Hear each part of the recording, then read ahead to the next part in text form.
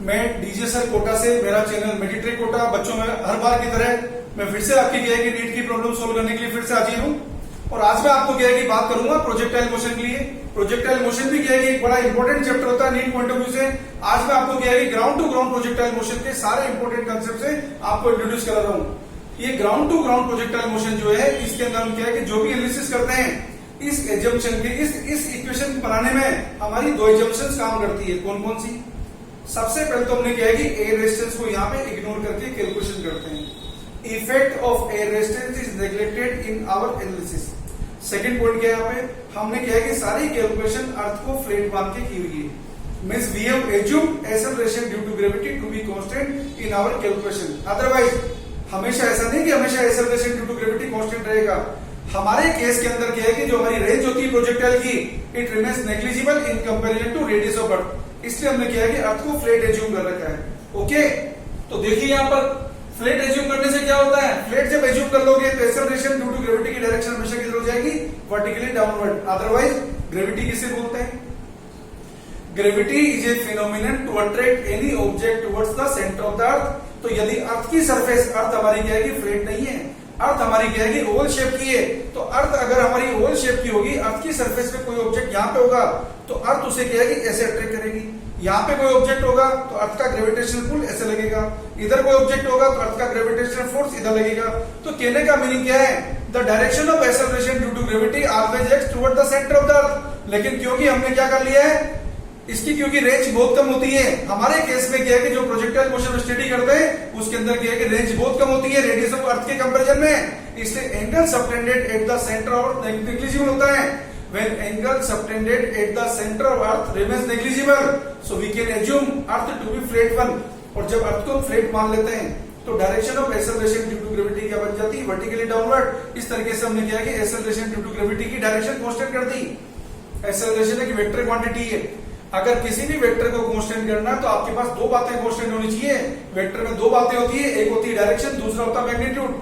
तो हमने क्या है कि अर्थ को फ्लैट करके डायरेक्शन तो कांस्टेंट कर दी, इसका मैग्नीट्यूड कैसे कांस्टेंट करेंगे? हम जो प्रोजेक्टाइल मोशन पढ़ते हैं उसके अंदर क्या है कि maximum height attained by projectile remains negligible in comparison to radius of earth. तो क्या है कि हम नॉर्मली क्या है कि प्रैक्टिकल कंसीडरेशन पे हाइट के साथ जी में वेरिएशन तो आता है, लेकिन जी में वेरिएशन को हम इग्नोर कर देते हैं। जब आप क्या है कि ग्रेविटेशन चैप्टर पढ़ेंगे तो वहां पे क्या है कि अर्थ की सरफेस पे क्या है कि जी का फॉर्मूला पढ़ेंगे, capital GM upon R square. और अर्थ की सरफेस से एच हाइट पे क्या है कि जी का फॉर्मूला पढ़ेंगे, जी dash equal to capital GM upon ये डिस्टेंस क्या बन जाएगी, आर प्लस एच का होल स्क्वायर। तो रिलेशन बनाएंगे तो जी डैश क्या आएगा, जी डैश मतलब acceleration due to gravity eight height H from earth surface equal to आएगा जी eight height h from earth surface divide by 1 plus h upon r का whole square. इस फॉर्मूले से आप क्या देखेंगे, अगर अर्थ की सरफेस से हाइट बढ़ेगी तो एक्सेलरेशन ड्यू टू ग्रेविटी की वैल्यू डिक्रीज होगी। लेकिन मैंने आपको क्या बताया, the maximum height attained by projectile in our considerations remains negligible in comparison to radius of earth. तो एक्सेलरेशन ड्यू टू ग्रेविटी में वेरिएशन तो आता है हाइट के साथ, लेकिन इस वेरिएशन को हम इग्नोर करते हैं। तो हमने क्या है कि दोनों केस कंसीडर कर लिए। अर्थ को फ्लैट मान के तो हमने क्या है कि एक्सेलरेशन ड्यू टू ग्रेविटी की डायरेक्शन कांस्टेंट कर दी, और हाइट को क्या है कि बहुत कम मान लिया अर्थ की रेडियस के कंपैरिजन में। तो एक्सेलरेशन ड्यू टू ग्रेविटी में हाइट के साथ जो वेरिएशन हो रहा है उसको भी हमने इग्नोर कर दिया। तो इस तरीके से हमने एक्सेलरेशन ड्यू टू ग्रेविटी को कांस्टेंट बना दिया। और जब acceleration due to gravity constant बना दिया तो मोशन की क्या है कि second equation, first equation, third equation जो भी अपन चाहे उसे अप्लाई कर सकते हैं। तो देखिए सबसे पहले मैं आपको क्या है कि ground to ground projectile motion से क्या है कि इंट्रोड्यूस कर रहा हूं। Ground to ground projectile motion बोलते किसको है, जब किसी पार्टिकल को क्या है कि ग्राउंड से फेंक रहे हैं और ग्राउंड पर जाके गिरता है तो उसका नाम होता है ground to ground projectile motion. और ये सारे फॉर्मूले वहां भी एप्लीकेबल होंगे जब किसी प्रोजेक्टाइल को किसी लेवल से फेंकोगे और वो क्या है कि पार्टिकल उसी लेवल पे जाके गिरेगा तो वो भी क्या है कि एक तरीके से ग्राउंड टू ग्राउंड जैसा ही बिहेव करेगा। तो ये फॉर्मूला वहां भी क्या है कि अप्लाई कर सकते हैं। तो देखिए यहाँ पे क्या है प्रोजेक्टाइल जिसका मास m है, उसे हमने क्या है कि u वेलोसिटी से हॉरिजॉन्टल से थीटा एंगल क्या है कि बनाते हुए प्रोजेक्ट किया है। ये उसकी मैक्सिमम हाइट है और ये यहाँ पे क्या है कि उसका टर्मिनेटिंग पॉइंट है g। देखो इसकी वेलोसिटी का क्या है कि हॉरिजॉन्टल कंपोनेंट क्या है u cos theta, vertical component क्या है u sin थीटा, और एक्सेलरेशन ड्यू टू ग्रेविटी किधर काम कर रहा है g। तो देखिए यहाँ पर इस ground to ground projectile motion के केस में आप क्या देख रहे हैं, See, there is no external force in x direction। x direction में कोई फोर्स नहीं है, x डायरेक्शन में कोई एक्सेलरेशन नहीं है। एक्स डायरेक्शन में कोई फोर्स नहीं होने की वजह से एक्स डायरेक्शन में कोई मोमेंटम चेंज नहीं होगा, तो एक्स डायरेक्शन इस प्रोजेक्टाइल की velocity through out the motion constant बनी रहेगी। तो इस प्रोजेक्टाइल की क्या है कि velocity u cos theta through out the motion constant बनी रहेगी। लेकिन क्या है कि वर्टिकल डायरेक्शन में g काम करता है, वो g के काम करने की वजह से u sin थीटा कम होता जाएगा, और जहां पे हाईएस्ट पॉइंट आएगा वहां पे हाईएस्ट पॉइंट पे क्या होगा, velocity of projectile will not become zero but vertical component of velocity will become zero. याद रखना, मोशन के हाईएस्ट पॉइंट पर प्रोजेक्टाइल मोशन में वेलोसिटी मिनिमम होती है जो हॉरिजॉन्टल कंपोनेंट ऑफ वेलोसिटी की इक्वल होती है। यहाँ पे केवल vertical component of velocity zero होता है, वेलोसिटी जीरो नहीं होती है इस प्रोजेक्टाइल मोशन के केस में। ओके, और क्योंकि हमारी यह है कि gravitational force field conservative force field है, तो यहाँ पे प्रोजेक्टाइल अगर u स्पीड से गई है तो टर्मिनेटिंग पॉइंट जो सेम लेवल पर है वहां पे u स्पीड से लौटेगी, क्योंकि प्रोजेक्टाइल मोशन में क्या है कि ग्रेविटेशनल फोर्स फील्ड के इन्फ्लुएंस में मैकेनिकल एनर्जी हमेशा कंजर्व होती है, तो काइनेटिक एंड पोटेंशियल एनर्जी का सम जो यहाँ होगा वही यहाँ पे होगा। तो याद रखना, यहाँ पे जो स्पीड होगी वही स्पीड यहाँ पे होगी, लेकिन ऐसा मत कर देना कि यहाँ की वेलोसिटी की इक्वल होगी। वेलोसिटी से वेक्टर क्वांटिटी, वेक्टर में क्या है कि डायरेक्शन मैग्नीट्यूड दोनों होता है, यहाँ पे केवल मैग्नीट्यूड सेम होगा, वेलोसिटी का डायरेक्शन सेम नहीं होगी। देखो वर्टिकल कंपोनेंट क्या है यहाँ पे u sin थीटा jk, यहाँ पे क्या है कि वर्टिकल कंपोनेंट क्या है u sin theta minus jk, तो यहाँ पे वेलोसिटी यहाँ की वेलोसिटी की इक्वल नहीं होगी, ध्यान रखना। लेकिन यहाँ की स्पीड की इक्वल होगी, यहाँ की काइनेटिक एनर्जी की इक्वल होगी। ओके, अब बात करते हैं वन बाई वन। देखो, अगर हमें क्या है कि इंटरेस्ट है किसका, इसकी क्या है इक्वेशन ऑफ ट्रेजेक्ट्री निकालने का, कई जगह आपको ट्रेजेक्ट्री इक्वेशन पूछ जाएगी। ट्रेजेक्ट्री का मीनिंग क्या होता है, पाथ की इक्वेशन। पाथ का मतलब क्या है कि जिस रूट से क्या है कि प्रोजेक्टाइल गुजरेगी उस रूट की इक्वेशन बनाइए। तो find the equation of projectile. So let us assume the projectile reaches at some point, okay, after time t। तो x क्या बन गया, x हो गया u cos theta into t, horizontal displacement equal to horizontal velocity into time. Vertical displacement कितना होगा t time पे, y equal to होगा u sin theta t minus half gt square. Minus क्यों आया, क्योंकि u sin theta upside है, g नीचे की साइड है।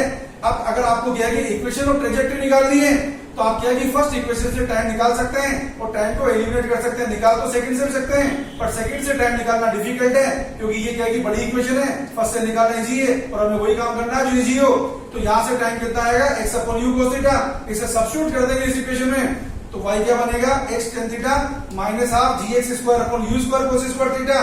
इस इक्वेशन को क्या है कि इस फॉर्म में भी लिखा होता है y equal to x minus bx square, जो एक पैराबोलिक ट्रेजेक्टरी इक्वेशन है। तो याद रखना, प्रोजेक्टाइल मोशन की ट्रेजेक्टरी कैसी होती है, पैराबोलिक। इसमें a क्या है, tan थीटा, कई बार न्यूमेरिकल जरूरत पड़ती है, और b क्या है, कंपैरिजन करने से b मिलता है हमें g upon 2u square cos square theta. तो कभी जरूरत पड़े तो इसे यूज कर सकते हैं। तो देखिए, आपको क्या है कुछ और बातें बता रहा हूं। अगर हमें इसके टाइम ऑफ फ्लाइट में इंटरेस्ट है, टाइम ऑफ फ्लाइट क्या होता है, इसकी जर्नी का टाइम, इसके फ्लाइट के टाइम को बोलते हैं time of flight. Ground to ground projectile motion जो होती है, इसकी मोशन के हाईएस्ट पॉइंट के अबाउट सिमेट्रिकल होती है। सिमेट्रिकल का मतलब क्या है, जितना टाइम प्रोजेक्टाइल को क्या है कि इस पॉइंट O से पॉइंट M तक जाने में लगेगा, the same time will be taken by the projectile moving from point M two point G। तो यदि आप क्या है कि कहां से कहां तक का टाइम निकाल दें, if you can calculate the time from point O two point M, M is the highest point, ये इसको मिड पॉइंट भी बोल सकते हैं ग्राउंड टू ग्राउंड प्रोजेक्टाइल का। तो यदि आप यहां से यहां तक का टाइम निकाल दें, उसका डबल कर दें, तो आपको टाइम ऑफ फ्लाइट मिल जाएगा। तो देखो, हाईएस्ट पॉइंट पे क्या चीज जीरो होगी, वेलोसिटी जीरो नहीं होगी, only vertical component of velocity zero होगा।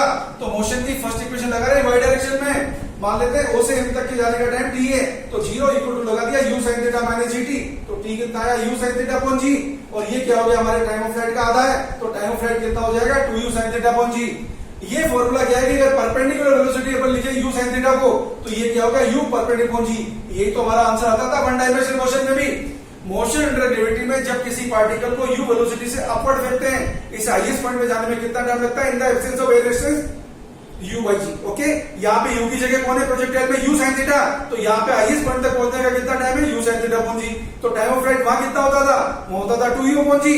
यहाँ पे u की जगह क्या है, u sin थीटा, तो यहाँ टाइम ऑफ फ्लाइट कितना बन गया, 2u sin theta upon g। तो याद रखने में आपको कोई प्रॉब्लम नहीं है। ओके, अब देखिए, अब आपको बता रहा हूं maximum height attained by projectile. आपको अभी भी पता है कि मैक्सिमम हाइट आप क्या है कि मोशन की सेकंड इक्वेशन निकाल सकते हैं और मोशन की थर्ड इक्वेशन निकाल सकते हैं। लेकिन अगर आप मोशन की सेकंड इक्वेशन लगा के निकालेंगे तो आपको कैलकुलेशन में टाइम ज्यादा लगेगा। और मैं आपको बार बार बताता रहा हूं, नीट में टाइम बहुत कम होता है। हमारा काम वहां पे क्या है कि युद्ध लड़ना नहीं है, हमारा काम है युद्ध जीतना। हमारा काम है वहां पे सेलेक्ट होके आना। हम कितने भी इंटेलिजेंट हो, लेकिन अगर फेल होके आ गए तो हमें कोई भी नहीं मानेगा और हम फ्रस्ट्रेट होंगे। इसलिए हमें क्या है कि हमेशा शॉर्ट ट्रिक और क्या है कि छोटी से छोटी इक्वेशन से जिससे सोल्यूशन आता है उसी को क्या है कि यूज करके क्वेश्चन सोल्व करना है। तो यहाँ पे क्या लगाएंगे, मोशन की थर्ड इक्वेशन हाईएस्ट पॉइंट पे क्या हो जाएगी, वर्टिकल वेलोसिटी 0 हो जाएगी। तो 0 इक्वल टू क्या हो जाएगा, u square sin square theta minus 2gh। h कितना आ गया, u square sin square theta upon 2g। इसको भी क्या है कि u sin थीटा को मैं क्या लिखूं, u परपेंडिकुलर। ये क्या बन गया, u perpendicular square upon 2g। देखो ये फॉर्मूला भी वापस 1D फॉर्मूला जैसा ही है। अगर वन डायमेंशनल मोशन में किसी पार्टिकल को u वेलोसिटी से अपवर्ड थ्रो करते हैं तो हाईएस्ट पॉइंट पे क्या है कि जाने में हाइट अटेन करता है कितना, u स्क्वायर अपॉन 2g। यहाँ वही तो आ रहा है, यहाँ u की जगह कौन है, u sin थीटा। इससे फॉर्मूला क्या बन गया, u square sin square theta upon 2g। तो कंसेप्चुअल पॉइंट ऑफ व्यू से समझ के आप इसे आसानी से याद रख सकते हैं। ओके, अब आपको बता रहा हूँ रेंज क्या होती है, maximum horizontal distance travelled by a projectile. Maximum horizontal distance travelled by a projectile okay in time equal to time of flight. तो बेटा x क्या है, u cos theta into t। जब ये स्मॉल t क्या बन जाएगा, कैपिटल T, तो x हो जाएगा मैक्सिमम जिसका नाम है रेंज। r क्या हो जाएगा, u cos theta into capital T। और t कितना है यहाँ पे 2u sin theta upon g। इसे रखोगे और सोल्व करोगे तो यहाँ पे बनेगा 2 horizontal velocity vertical velocity upon g। या सोल्व करोगे तो क्या बनेगा, u square sin 2 theta upon g। इस रेंज की वैल्यू क्या है कि थीटा के अकॉर्डिंग मैक्सिमम कब बनेगी, sin 2 थीटा की क्या है कि मैक्सिमम वैल्यू कितनी होती है 1, जो कब होगी जब थीटा होगा 45 डिग्री। आप इसे dr अपॉन d थीटा करके भी 0 करके भी सोल्व कर सकते हैं। तो रेंज की मैक्सिमम वैल्यू क्या है कि थीटा के according u square upon g। आप यहाँ पे क्या है कि कुछ बातें और याद रखिए। अगर किसी प्रोजेक्टाइल को क्या है कि u वेलोसिटी से थीटा एंगल पे फेंकते हैं और u वेलोसिटी से 90 माइनस थीटा एंगल पे फेंकते हैं, अगर थीटा एंगल पे फेंकने पे टाइम ऑफ फ्लाइट आता है t1 और 90 माइनस थीटा, अगर 90 माइनस थीटा ज्यादा है थीटा से और 90 माइनस थीटा से क्या है कि उसी स्पीड से फेंकने पे टाइम ऑफ फ्लाइट आता है t2, वो अपर प्रोजेक्टाइल बनेगी, लोअर प्रोजेक्टाइल, उनमें आपस में रेंज सेम रहेगी। किसी प्रोजेक्टाइल को जब सेम स्पीड से थीटा या 90 माइनस थीटा से फेंकते हैं तो बच्चों याद रखना रेंज की वैल्यू सेम होती है, लेकिन टाइम ऑफ फ्लाइट और मैक्सिमम हाइट डिफरेंट होंगे। और रिलेशन क्या होगा, r इक्वल टू होता है half g t1 t2 okay. ये स्टैंडर्ड रिलेशन होता है जिसे आपको याद रखना है। दूसरा रिलेशन, अगर किसी भी क्या है कि x डिस्टेंस पे अगर हाइट y हो तो आप क्या लिख सकते हैं, y इक्वल टू लिख सकते हैं x tan थीटा ब्रैकेट लिख सकते हैं 1 माइनस x अपॉन r। वो भी एक स्टैंडर्ड रिलेशन होता है।